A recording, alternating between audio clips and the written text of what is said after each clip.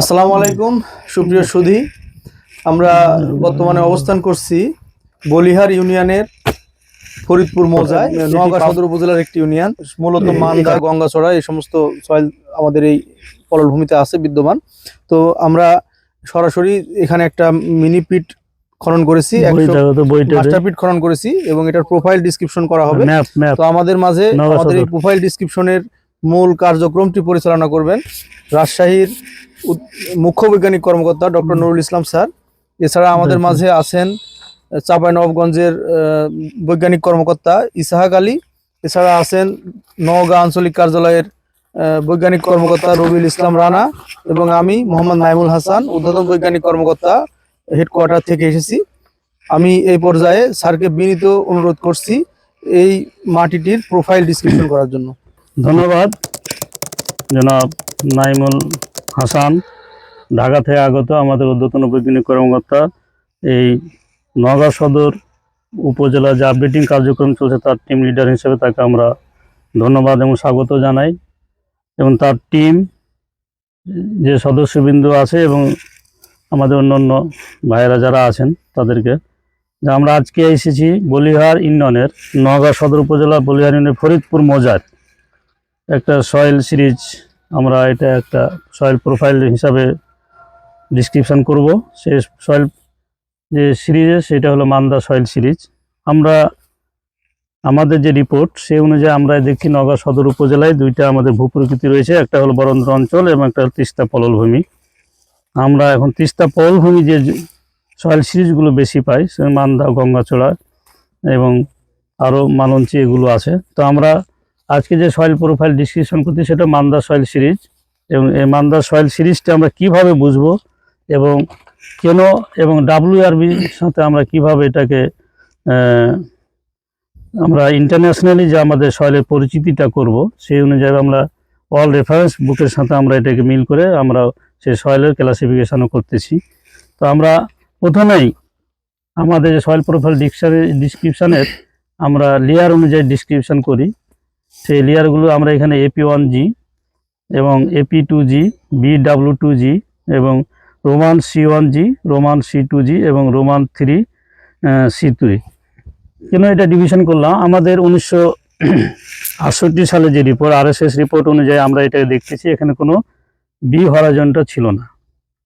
সে আমরা আজকে এসে এখানে দেখলাম, এবং আমাদের যে রোমান 2C1, রোমান C2 এগুলো আমাদের আগে ছিল না। আমাদের জাস্ট আমাদের যে আগের রিপোর্ট অনুযায়ী আমরা AP1 এবং AC এবং C যেটা প্যারেন্ট ম্যাটেরিয়াল সেটা ছিল। তো আমরা আজকে এসে 65 সাল থেকে শুরু করে আজকে 25 সাল, মোটামুটি 60 বছরের এখানে অনেক সয়েলে যে ডেভেলপ হয়েছে তার মধ্যে আমরা একটা লেয়ার ডেভেলপ দেখতে পাচ্ছি। এবং এই অঞ্চলটার হিস্ট্রি থেকে বোঝা যাচ্ছে, আমি 100 পরে যখন দেখলাম একটু চেক করে, যেহেতু নর্মালি আমরা 120 পর্যন্ত সেন্টিমিটার পর্যন্ত দেখি, তো আমরা যখন 100-র পরে গেলাম আর একটা নতুন করে যে C3 যেটাকে দিলাম রোমান 3, সেটা হলো আদার্স প্যারেন্ট ম্যাটেরিয়াল। সেই প্যারেন্ট ম্যাটেরিয়াল কি, আগে এটা মাটি ছিল হলো বরেন্দ্র অঞ্চল। সেই বরেন্দ্র অঞ্চলে যে মাটির বৈশিষ্ট্য যাকে বলে বারিট কাভার্ড হয়েছে এটা, তারপরে আমাদের যে মান্দা সয়েল সিরিজ তিস্তা ভূমি পড়তেছে। যেহেতু নওগাঁ সদর উপজেলাটি দুইটা ভূপ্রকৃতি, একটা বরেন্দ্র এবং তিস্তা, আমাদের 100 পরে যে দেখি আমরা সেই বরেন্দ্র অঞ্চলের যে মাটির বৈশিষ্ট্য সেই বৈশিষ্ট্যগুলো পাইলাম, এবং সেখানে আমরা এটা বারিট কাভার হিসাবে একটা নাম দিয়েছি, যেটাকে বলা কভার বারিন, সবাই পরিচিত।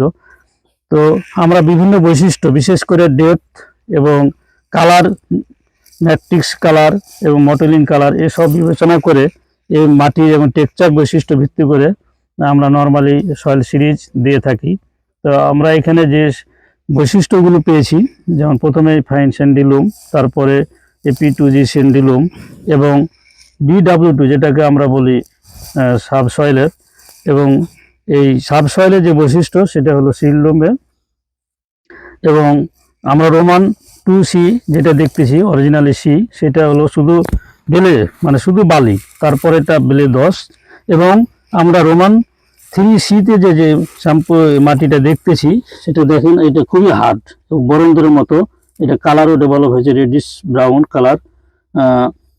এটা আমরা মোটামুটি যে চিন্তা করতেছি যে এটা আসলে এক সময় সে অনেক আগে এটা বরন্দর মাটি ছিল, তার উপরে আমাদের তিস্তা অ্যালুভিয়াম পড়ে এই মাটিটা নতুনভাবে গঠিত হয়েছে।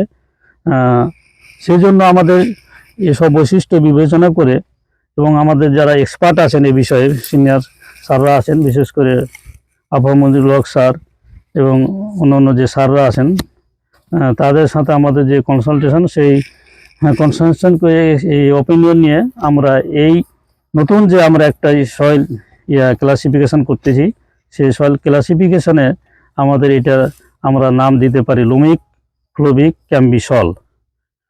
যেহেতু আমাদের এখানে কালারের ডেভেলপ হয়েছে, ম্যাট্রিক্স কালারটা আমাদের ক্রোমাত 3-এর উপরে আছে, যেমন 5/4 আমাদের যে সাব লেয়ার BW2G সেই, এবং কালারটা হলো গ্রে ডেভেলপ হয়েছে, এবং আস্তে আস্তে যেটা আমরা ওইখানে ডেভেলপ হয়েছে কাভার বারিন্ডের, সেই কালারটা হলো রেডিশ ব্রাউন কালার, যেটা হলো বারিন্ডের কাভার। তো সেই হিসাবে বিবেচনা করে আমরা এটাকে মান্দা সয়েল সিরিজটাকে আমরা যে ওয়ার্ল্ড WRB রেফারেন্সে ক্যাম্বিসলের যে ক্লাসিফিকেশন, সয়েল ক্লাসিফিকেশনে আমরা এটা অন্তর্গত করতে পারি। তো আজকে উপস্থিত সকল টিম মেম্বার এবং আমাদের যারা সহকর্মী রয়েছেন এবং আমাদের যারা দর্শক ভাইরা, এই এলাকা চাষি ভাইরা আছেন, সবাইকে ধন্যবাদ।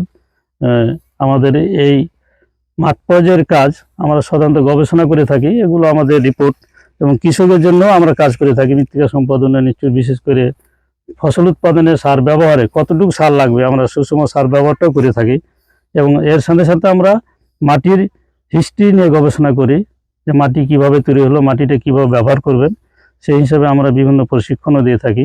তো আজকের উপস্থিত সকলকে ধন্যবাদ দিয়ে এখানে আমাদের যে সয়েল প্রোফাইলের কার্যক্রম এখানেই শেষ করছি। ধন্যবাদ সবাইকে।